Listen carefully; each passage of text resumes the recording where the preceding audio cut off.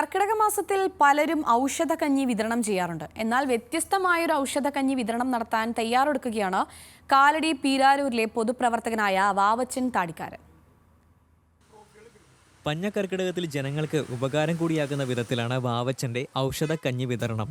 ഔഷധക്കഞ്ഞി കഴിക്കാനെത്തുന്നവരുടെ പേരുകൾ നറുക്കെടുത്ത് അരി, വെളിച്ചെണ്ണ തുടങ്ങിയ നിത്യോപയോഗ വസ്തുക്കളും തേപ്പുപെട്ടി, സൈക്കിളുകൾ തുടങ്ങിയവയും സമ്മാനമായി നൽകുകയാണ് വാവച്ചൻ. പ്രദേശത്ത് വർഷങ്ങളായി സൈക്കിൾ ഉപയോഗിച്ച് വരുന്നവരുടെ പേരുകൾ നറുക്കെടുത്ത് 3 പേർക്കാണ് സൈക്കിൾ നൽകുന്നത്.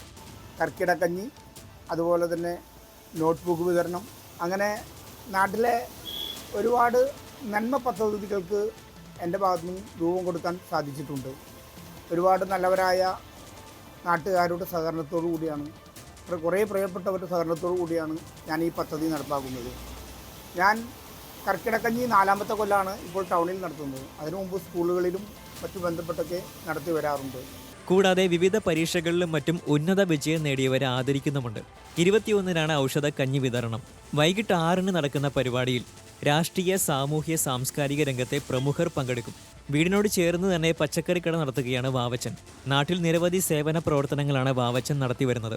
കോവിഡ് സമയത്തും മറ്റു നാട്ടുകാർക്ക് അവശ്യ വസ്തുക്കളും മറ്റും എത്തിച്ചു നൽകിയിട്ടുണ്ട് വാവച്ചൻ. ന്യൂസ് മലയാളം, കൊച്ചി.